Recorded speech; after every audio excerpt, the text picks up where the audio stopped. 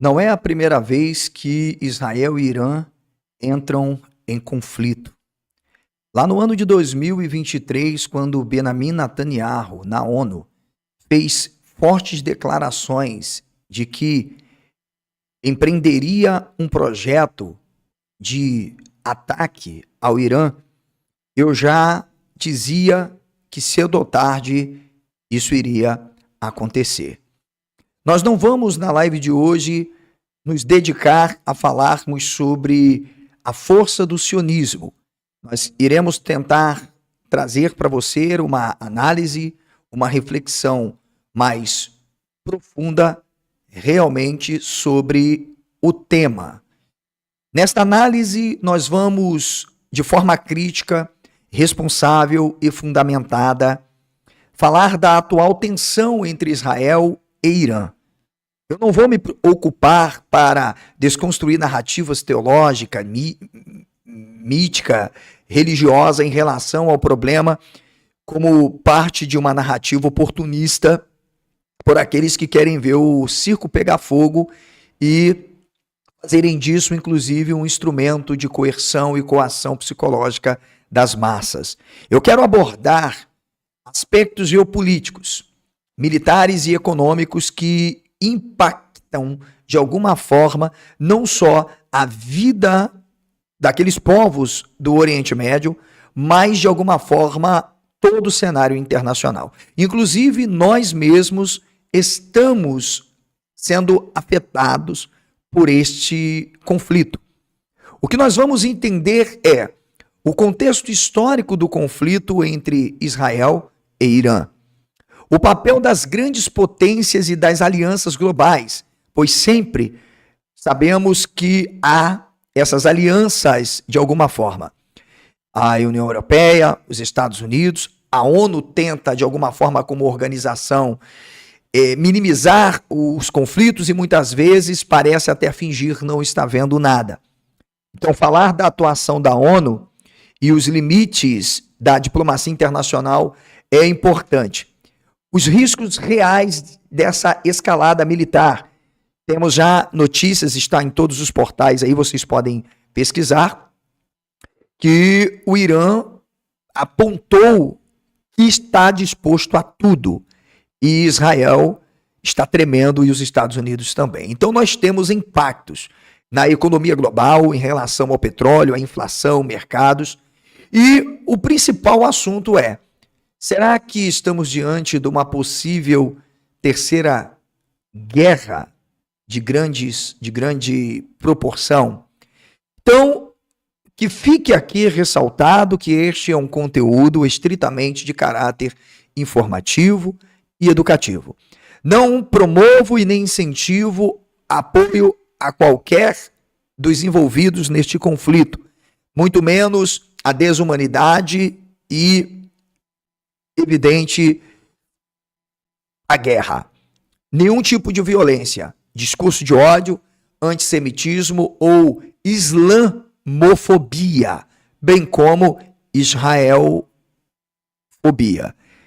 O objetivo é compreender os fatos com responsabilidade para que a gente possa, com senso crítico e respeito à dignidade da pessoa humana, nos posicionarmos em relação ao problema em si.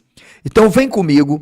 Se você ainda não é inscrito aqui no meu canal, eu te convido a se inscrever. Você vai estar, de alguma forma, nos ajudando se você se inscrever. Se você quiser se inscrever, você não é obrigado a se inscrever, mas ao se inscrever no canal, você de alguma forma vai estar contribuindo com o meu trabalho, vai estar me ajudando nessa empreitada, tá bom? Eu tentei, pessoal, usar o chroma key, eu tô pensando até em tirar o chroma key, né? Vou tirar o chroma key, que aí fica melhor, e eu fico aqui, ó, pronto, vou ficar bem aqui, ó. Pronto, aí, ó. Achei um lugarzinho melhor para mim. Beleza? Que aí fica legal pra gente fazer a nossa abordagem sobre o tema, sobre o assunto. Beleza? Também não vou poder estar atento ao chat, se é que o YouTube, ainda mais agora em questões de temas relacionados à guerra, o YouTube não é muito de dar valor, não. Mas a gente vai fazer o que a gente pode para poder entender essa situação. Vamos lá. Primeiro nós vamos pensar o contexto geopolítico. Ok? Que guerra, de fato, está acontecendo? Ela é uma guerra direta ou indireta? Esse confronto, ele virou uma guerra aberta. É isso que a gente vai trazer aqui. Primeiro, como eu falei, historicamente, Israel e Irã já travam uma guerra indireta.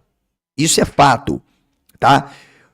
Lá em 2023, o Benjamin Netanyahu se manifestou e deixou claro que o Irã iria pagar pelas consequências de estar financiando grupos denominados istas, que eu não posso falar a frase toda aqui, como o Hezbollah no Líbano, tá? Que protege, inclusive, a autoafirmação dos libaneses, lembrando que é uma região que sempre foi pretendida pelos sionistas sobre um discurso teológico, inclusive, e religioso, né? Sobre o Monte Hermon, Golã.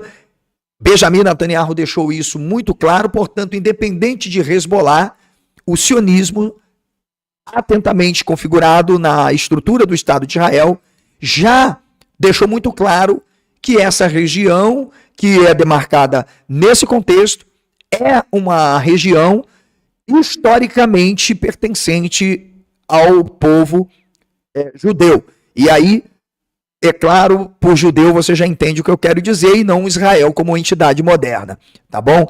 Outra questão é o fato do Irã também financiar o Hamas ali em Gaza e também o Houthis no Iêmen. Então você já sabe que isso é algo que vem historicamente sendo, de alguma forma, envolvido dentro desse contexto, né? Você tem um ataque cirúrgico, principalmente na Síria, nós vimos isso, né? Uma sabotagem nuclear, inteligência, ciberataques, tudo isso com o objetivo de neutralizar toda forma de apoio aos resistentes ao colonialismo sionista norte-americano israelense. Ou seja, quando nós falamos de ataques diretos ou quase diretos entre os dois, aí a gente já está entrando para o rompimento de uma lógica da guerra indireta. Até então, nós tínhamos guerras indiretas, né? O Estado de Israel mandava resposta para o Irã, dentro desse marco geográfico que você está vendo aí, olha, a parte laranja é o território propriamente iraniano.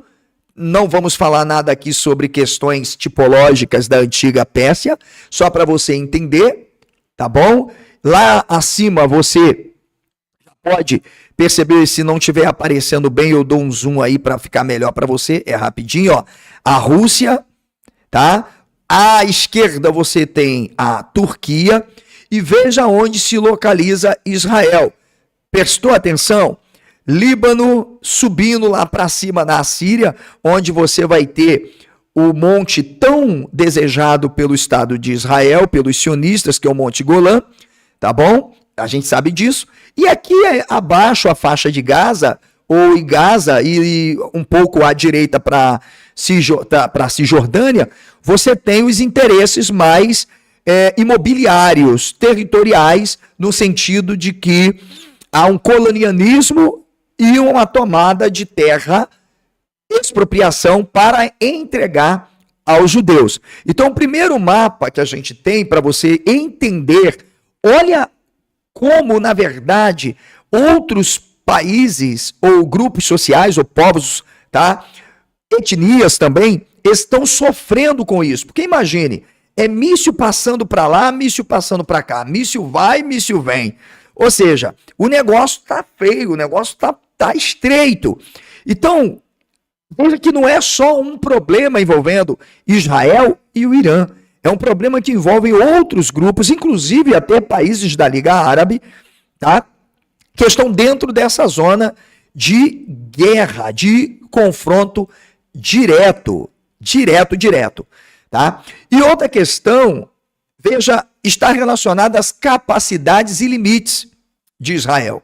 Esse é um problema, porque sem os braços dos Estados Unidos, a gente sabe, Israel não consegue. Não foi Deus, não tem Deus nenhum, Javé ou qualquer entidade metafísica que proteja Israel, porque o Israel que aí está não tem nada a ver com Israel, entendeu? Antigo, que era um povo até politeísta, não tinha nada de monoteísta, tá? O que tem aí é uma entidade política muito forte, com interesses econômicos e territoriais que na verdade, ou são os Estados Unidos, e a gente sabe disso.